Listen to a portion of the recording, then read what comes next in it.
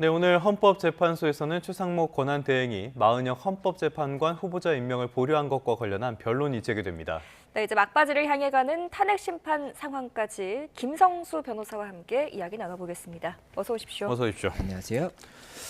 굉장히 길다라고 생각을 했는데 이제 막바지로 가는 것 같아요. 그 전에 앞서서 오늘 오후 2시에 마은혁 헌법재판관 후보자에 대한 권한쟁의 심판 다시 열린다고 들었는데 우원식 국회의장께서 심판을 청구했는데 이 과정에서 마은혁 후보자 인사청문회 개최에 국민의힘도 합의했다라는 그런 공문을 증거로 냈다고요.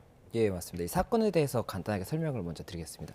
지금 현재 이 사건이 헌법재판관 3명이 최근까지 공석이었습니다. 네. 그리고 이 3명이 국회에서 선출하는 몫이었는데 이 부분 관련해서 국회에서 선출 과정을 거쳤습니다. 그리고 그 다음에 이 최상목 권한대행이 이 두 사람의 헌법재판관을 임명을 했었는데 이 마은혁 후보자에 대해서는 이 부분에 대해서는 여야의 합의가 없는 것으로 보인다라고 해서 임명을 보류한 상황이었거든요. 그렇다 보니까 우원식 국회의장이 이 국회의 이 선출권, 재판관에 대한 선출권이 침해됐다라고 하면서 권한쟁의 심판을 이제 제기를 한 겁니다. 그래서 이 권한쟁의 심판이 사건이 진행이 되고 있고 이 최근에 이 변론이 종결이 됐었고 이 선고기일이 지정이 되었다가 다시 한번 이 부분 조금 더 검토할 부분이 있다라고 해서 재개가 이제 결정이 됐었고 오늘이 이 재개 결정 이후에 첫 기일이다 보니까는 어떠한 주장이 이제 펼쳐질 것이냐 이런 것들이 쟁점이 되는 것이고 그 과정에서 일단은 이 국회 측에서 이 부분 관련해서 마은혁 후보자 인사청문회 개최 당시에 이 개최를 진행하는 이 당시에 이 국민의힘 측에서도 이 부분 개최에 대한 부분 관련 공문을 같이 제출했다는 이 부분을 제출을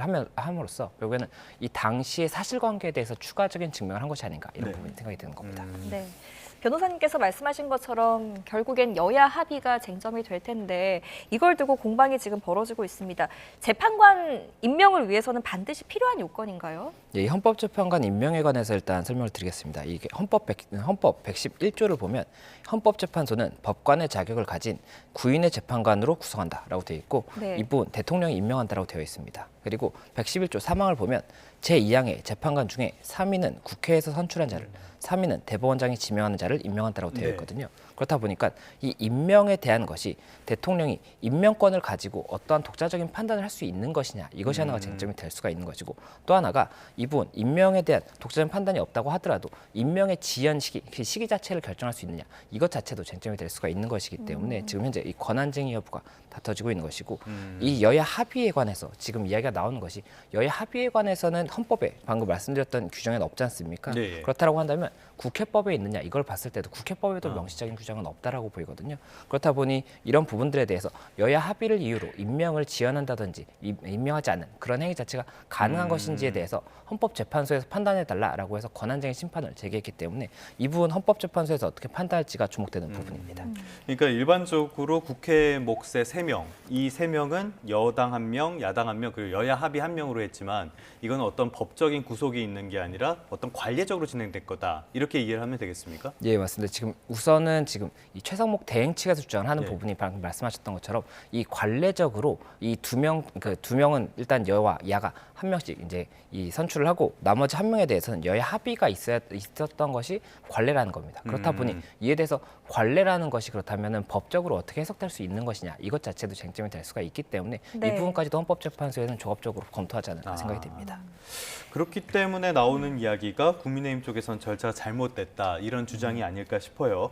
우원식 국회의장이 본회의 의결 없이 최상목 권한대행을 상대로 권한쟁의 심판 청구하는 것 이 부분도 문제를 삼고 있는데 국회의장은 쟁의할 자격이 없습니까? 예, 이 부분이 이제 사건이 2025 헐라 1입니다. 헐라 1이고 사건명 자체가 국회와 대통령 간의 권한쟁의입니다. 그렇기 때문에 국회가 당사자라고 하는 것이거든요. 예. 그리고 주장을 하는 것이 국회의 재판관 선출권이 침해가 됐다라는 것이기 때문에 국회가 당사자가 되는 것이 맞는 것인데 이 국회법 109조를 보면 이 국회의 의사는 헌법이나 이 법에 특별한 규정이 없으면 제적의원 과반수의 출석과 출석의원 과반수의 찬성으로 의결한다라고 되어 있기 네네네. 때문에 만약이라도 국회 명의로 어떠한 이 청구를 하기 위해서는 국회의 국회법 109조상의 의결을 거쳤어야 된다는 것이 최상목 대행 측의 주장인 것이고 예. 국회 측에서는 일단 국회의장이 이 부분에 대해서 제기할 수 있다는 취지의 주장을 지금 펼치고 있기 때문에 이 부분에 대한 해석도 결국엔 헌법재판소에서 어떻게 판단할지를 봐야 될 것 같습니다. 네. 그러면 지금 최 권한대행이 국회 추천목 2명 중에 이제 정계선 재판관을 임명을 하고 마은혁 후보자는 임명하지 않은 그 기준이 좀 모호하다라는 지적에 대해서는 어떻게 생각하세요? 이 부분도 당연히 법적으로 어떻게 해석할 것인지가 쟁점이 되는 것이 만약에 이 두 사람 중에 한 사람에 대해서만 여야 합의가 필요한 재판관 후보자라고 본다라고 한다면 그것을 그러면 어떠한 근거로 판단했는지가 쟁점이 될 수가 있는 겁니다. 그렇기 때문에 이와 관련한 사실관계를 주장을 했지 않을까 생각이 되고 그리고 그 사실관계와 좀 별도로 이 법적으로 봤을 때 여야 합의가 필요한 것인지 여부에 대해서도 일단 근본적으로 다시 한번 판단을 해봐야 되는 것이기 때문에 그런 부분까지도 종합적으로 이제 검토하지 않을까 생각이 됩니다. 네. 그렇다면 결국에 중요한 거 권한쟁의 심판 결과가 어떻게 나올 것인가 이 부분이 핵심인데 어떻게 예측하고 계십니까?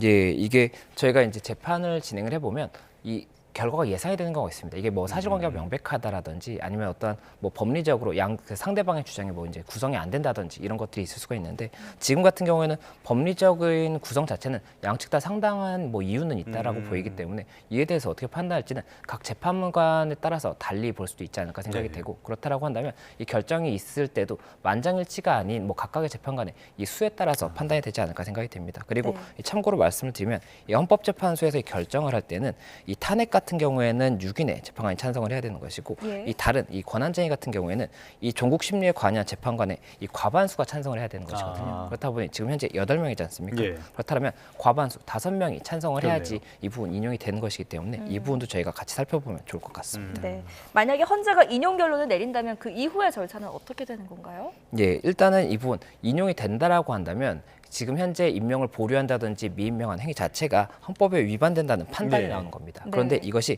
이 부분 임명을 하는 것을 강제할 수 있는 것은 아니거든요. 그렇다 보니 임명에 대해서는 추가로 국회 측에서 임명을 해달라고 요청을 할 수가 있을 것이고 만약에 최상목 대행 측에서 즉시 임명을 하지 않는다라고 한다면 그때는 국회에서 어떻게 대응할지를 고민을 해야 됩니다. 그리고 그때 이제 국회 측에서 검토할 수 있는 가장 이제 먼저 생각이 되는 부분은 탄핵 부분을 검토할 수가 있습니다. 이 탄핵이 사유가 결국에는 뭐 헌법이나 법률에 위반이 있는 경우 그때 탄핵을 이제 검토할 수가 있는 것이기 때문에 그 부분 탄핵 소추 의결을 다시 한번 검토할 수 있는 그런 부분이 되지 않을까 생각이 되고 만약 그렇게 인용이 됐다라고 했을 때 일단 최상목 대행 측에서 즉시 임명을 하지 않을 것인지 여부에 대해서는 저희가 아직 예상할 수 없는 상황이기 때문에 그 부분까지는 저희도 조금 더 지켜봐야 되지 않을까 생각이 됩니다. 만약에 바로 임명을 하지 않는다고 하면은 이거는 헌법을 위배한 행위이긴 하지만 이걸 헌법재판소에서 강제할 방법은 없다. 맞습니다. 이렇게 이해를 하겠습니다.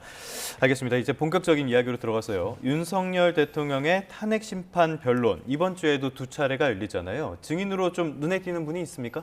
일단은 7차, 8차 이제 변론길이라고 볼 수가 있고 이 각각 4명씩 이제 출석을 할 예정입니다. 그리고 이 개개의 인물들이 다 이제 눈에 띄는 인물이라고 볼 수가 있는데 이 중에서도 특히 이제 중요하다라고 볼 수 있는 그 증인은 이 8일, 그 13일에 진행될 조성현 수방사 제1경비단장입니다. 이 경비단장 같은 경우가 이 다른 증인들 같은 경우에는 이 각 당사자가 이 증인을 신청하겠습니다라고 하고 재판부에서 그 신청 이유를 본 다음에 이 부분에 대해서는 조금 확인해 볼 필요가 있다라고 해서 채택을 하는 그런 절차였다고 본다면 이 조성현 단장 같은 경우에는 지금 최근까지 증인 신문이 진행이 됐지 않습니까? 그런 답변 내용을 이제 살펴보고 그 다음에 재판부에서 직권으로 채택하겠다. 그러니까 재판부가 우리가 봤을 때는 이 증인 자체에 대한 답변이 굉장히 좀 중요한 부분일 것 같다라고 판단을 해서 채택을 한 상황이기 때문에 이 경비단장의 이야기가 어떻게 나오느냐에 따라서 사실관계 인정에 굉장히 유의미한 답변이 되지 않을까 생각이 되어서 가장 조금 눈에 띈다라고 볼 수가 있을 것 같습니다. 네, 또 이상민 전 행안부 장관도 출석을 합니다. 이 인물에 관해서는 국무회의가 적법했느냐 이걸 또 따질 것 같고요. 또 언론사 단전단수 관련 내용이 또 주요 쟁점으로 나올 것으로 보이죠. 맞습니다. 이 탄핵 사건에 대해서 조금 설명을 드리자면 지금 이 탄핵 사건은 어떻게 진행이 되는 것이냐면 국회 측에서 소추 이제 탄핵이 돼야 된다는 사유를 5가지로 정리를 했습니다. 그래서 이것이 첫째는 그 당시 계엄 선포의 요건 자체, 이 비상사태가 아님에도 불구하고 이 부분 계엄을 선포했기 때문에 이 요건이 이제 미비했다는 것이 있고 또 하나가 절차의 위반이 있습니다. 절차의 위반이 국무회의 심의를 거치도록 헌법에 명시가 되어 있는데 심의를 거치지 않은 것으로 보인다는 겁니다. 그렇기 때문에 그 부분 문제가 있다는 것이 이제 2번째 주장인 것이고 또 이제 3번째 같은 경우에 이 국회 뭐 이런 해제 의결이라든지 기능 마비 시도를 하는 것 자체가 이제 헌법에 위배된다 이것이 있는 것입니다. 그리고 또 4번째가 이 체포를 하려는 부분이 있었지 않습니까? 그래서 이 체포 부분과 관련해서도 만약에 체포를 하려고 했다라고 한다면 이것이 뭐 영장주의 위반이 될 수도 있는 것이고 아니면 상권분리 위반이 될 수도 있는 것이거든요. 그래서 그런 부분들을 주장을 하고 있는 것이 있기 때문에 이런 이제 4가지 5가지 이런 사유가 있는 부분에 대해서 각각의 사실관계가 이제 다퉈지게 되는 겁니다. 그리고 지금 현재 이 뭐 그 이상민 전 행안부 장관 같은 경우에는 네. 이 당시 행안부 장관이고 행안부가 지금 경찰이 행안부의 소속입니다. 그렇기 때문에 경찰 지시와 관련한 부분에 대해서도 물어볼 수가 있는 것이고 또 이제 국무위원으로 볼 수가 있기 때문에 국무위원 같은 경우에 국무회의 심의와 관련한 사실관계도 물어볼 수가 있는 겁니다. 그리고 또 언론사 단전, 단수 같은 이런 부분이 있었다라고 한다면 이것도 어떠한 뭐 헌법 위반의 행위를 하고자 하는 그런 시도로 볼 수가 있는 부분이 있기 때문에 이 부분에 대해서도 실제 사실인지 여부를 묻고자 하는 그런 질문이 있지 않을까 생각이 듭니다. 네. 언론사 단전 단수. 사실 저도 그날 좀 우려가 돼서 속옷 같은 거 몇 장 더 챙겨서 출근을 하려던 그런 게 있었는데 뭐 새벽 사이에 해결이 돼서 막상 네. 써먹지는 못했습니다. 그런데 저번에 봤을 때 말씀해 주신 것처럼 이상민 전 장관께서 말씀해 주실 그런 중요한 내용들이 많은데 지난번에 봤을 때는 침묵으로 일관을 했었잖아요. 이번에는 좀 상황이 달라질 것으로 보십니까? 예, 지금 이상민 행안부 장관 같은 경우에 지금 현재 증인으로서 이제 국회에 출석을 여러 차례 했던 것으로 알고 있습니다. 그리고 그 과정에서 진술 거부를 하는 모습이 많이 이제 보였다 네. 보니까는 이번에 이 증인 신문으로 이 법정에서는 어떻게 이제 답변을 할 것인지 여부가 쟁점이 되는 것으로 보이는데 이 부분에 대해서도 아직까지는 저희가 조금 예견하기 어려운 것으로 보이는 게 지금 현재까지 진행된 증인 신문의 내용들 자체도 그 기존에서의 뭐 진술이라든지 아니면 어떻게 뭐 답변할 것이다 이런 예측과 굉장히 벗어나는 부분이 많았기 때문에 이상민 장관의 경우에도 어떻게 판단할지는 제가 조금 더 지켜봐야 될 것 같습니다. 네. 앞서 변론기일에 출석했던 이제 증인들을 보면 자신이 받고 있는 형사재판으로 인해서 답변이 제한된다, 이렇게 증언을 거부하는 모습을 보이기도 하지 않았습니까? 만약에 이상민 전 행안부 장관도 같은 이유로 이제 답변이 제한된다, 답변을 거부하는 상황이 일어난다면 만약에 이 형사재판에서 본인이 증언하는 것이 탄핵 심판에서도 좀 적용이 될 가능성이 있습니까? 일단은 형사재판 자체가 지금 탄핵 심판 사건보다는 더 늦게 진행이 될 겁니다. 네. 탄핵 심판 사건 자체는 이게 굉장히 180일이라는 기간을 만약에 감안한다고 하더라도 네. 형사사건보다는 훨씬 더 빨리 진행이 될 것이거든요. 그래서 형사사건의 이 진술이 이 탄핵 사건에 어떠한 영향을 끼친다라기보다는 탄핵 사건에서의 진술이 형사사건에 이제 영향을 끼칠 가능성이 높습니다. 그렇다 네. 보니까 지금 현재 본인의 형사사건이 진행 중이라든지 이런 이유를 들어서 진술을 거부하고 있는 그런 증인들이 있었던 상황이었기 때문에 네. 이상민 전 행안부 장관 같은 경우에도 그런 부분들을 조금 고민하지 않을까 생각이 되고 그럼에도 불구하고 사실관계를 답변을 한다라고 했을 때 이 부분을 신빙할 수 있는지 여부에 대해서는 이제 각 재판관이 판단하지 않을까 생각이 됩니다. 알겠습니다. 이런 증인들이 어떤 발언을 할 것인지, 발언을 하긴 할 것인지 상황 계속적으로 지켜보도록 하고요. 싹 다 잡아들이라 이런 지시가 있었다라는 이야기를 두고요. 윤 대통령 그리고 홍장원 전 국정원 1차장 사이에서 진실 공방 양상까지 있다고 합니다. 두 사람 사이에 끼인 게 조태영 국정원장인데 13일에 증인으로 설 예정이라고 하거든요. 어떤 점에 주목하는 게 좋을까요? 이제 일단 국정원장이기 때문에 결국에는 지금 현재 홍장원 전 국정원 1차장 같은 경우도 국정원 소속이었지 않습니까? 만약이라도 어떤 국정원에서 지시를 받은 부분이 있는지 이런 부분에 대해서 일단 우선적으로 물어보지 않을까 생각이 되고 또 현재 지금 홍장원 전 국정원 1차장이 이 계엄 그리고 이후에 이제 해임이 된 상태입니다. 그렇다 보니 이 해임의 경위에 대해서 물어보지 않을까 생각이 됩니다. 지금 윤석열 대통령 측에서는 이 홍장원 전 국정원 1차장이 해임이 된 이후에 이 허위의 사실관계를 이야기하고 있다 이런 지금 주장을 하고 있기 때문에 네. 그런 부분과 관련해서도 뭐 추가적인 사실관계를 물어보려고 하지 않을까 생각이 됩니다. 네, 지금 헌재에서는 8차 변론기일까지만 일정을 잡아둔 상태입니다. 한덕수 국무총리 같은 이 주케와 윤 대통령 양측이 신청한 또 증인이 있는데 이 증인이 채택 여부도 지금 아직 불투명한 상황이거든요. 일각에서는 지금 또 이달 안에 조만간 절차가 마무리될 것이다라는 전망이 나오던데 어떻게 전망하십니까?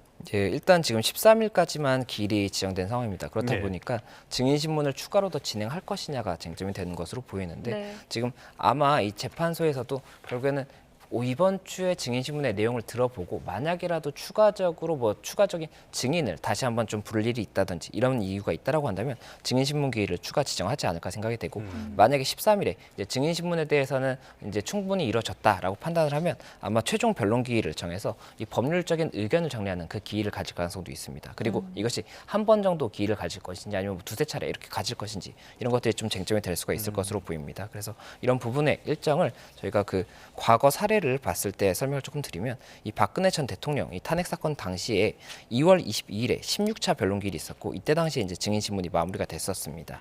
그리고 2월 27일에 17차 최종 변론기일이 이제 진행이 됐었고 이때 이제 이 각 양 당사자가 의견을 정리하는 절차를 가졌습니다. 그리고 이 평의 기간을 한 2주 정도 이제 지난 다음에 3월 10일에 선고가 있었거든요. 그렇다 보니까 이번에도 만약에 이 절차가 진행이 된다라고 한다면 이 정도 기간의 간격으로 진행이 될 것이고 이러한 절차가 유사하게 진행될 것이다 이렇게 보입니다. 네. 그러면 이번에는 뭐 13일에 종결이 될 것인지 여부는 알 수가 없지만 만약에 계획대로 13일에 마무리가 된다라고 했을 때는 선고가 언제쯤 날 거라고 우리가 예상해 볼 수가 있을까요?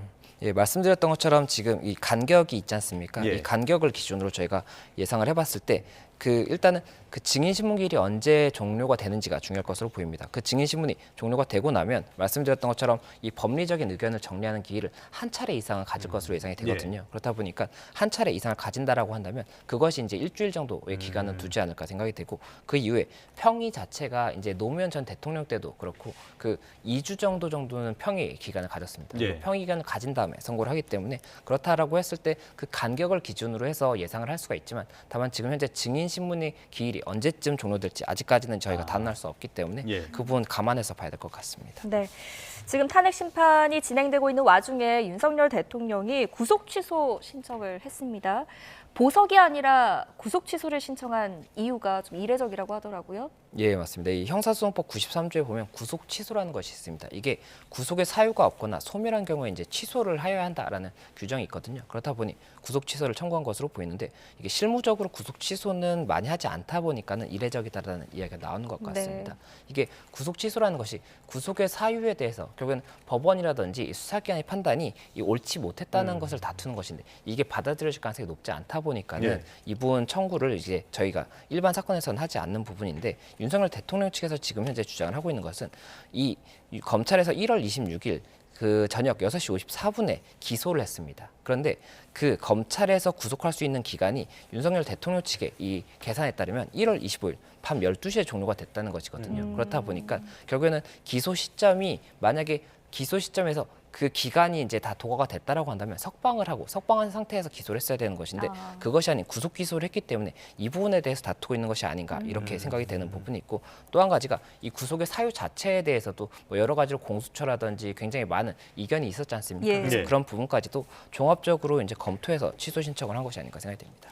그럼 받아들여질 가능성이 크지 않다라고 앞서서 말씀을 해주셨는데 이번 사안에도 구속 취소가 받아들여질 가능성은 그렇게 높지 않다 이렇게 볼 수 있는 겁니까 그러면? 예, 아무래도 일반 사건에서는 이 가능성이 높지 않다라고 보입니다. 다만 지금 같은 경우에는 굉장히 많은 관심을 받고 있는 사건이기 때문에 법원에서도 조금 더 신중하게 보지 않을까 생각이 되고 이게 형사소송 규칙을 보면 이 구속 취소 그 사건에 대해서도 7일 이내에 결정을 하도록 되어 있습니다. 그렇다 보니까는 지금 최근에 이 부분 이제 청구가 있었지만 이 7일 이내가 이제 곧 다가오기 때문에 이 부분에 대해서 어떻게 판단할지도 저희가 봐야 될 것 같습니다. 네, 알겠습니다. 오늘 이제 김기현, 추경호 등 친윤계 의원들이 서울구치소를 찾아가서 윤 대통령을 이제 접견할 예정이라고 합니다. 이렇게 정치인들의 접견이 잇따르고 있는데 이게 윤석열 대통령에게 뭐 여론전이라던가 뭐 좀 유불리는 어떻게 좀 판단을 하십니까? 예, 일단 이 정치인분들이 접견을 하는 것 자체가 법적으로 뭐 헌법재판소에서 어떻게 볼지 이런 것들은 저희가 조금 뭐 큰 의미는 없지 않을까 생각이 됩니다. 다만 뭐 정치적으로나 어떤 메시지 이런 부분에 있어서는 의미가 있을 것으로 보이는데 네. 제가 정치적인 부분에 대해서는 잘 알지 못해서 조금 말씀을 드리기가 어려운 것 같습니다. 네. 알겠습니다. 그럼 요거 마지막으로 하나 간략하게 짚어보도록 하겠습니다. 윤 대통령의 황제 접견 논란도 있단 말이에요. 대통령 측은 기본적인 방어권이다. 반대쪽에서는 70차례에 걸쳐서 외부인 접견을 했다. 좀 과하다. 어떻게 보십니까?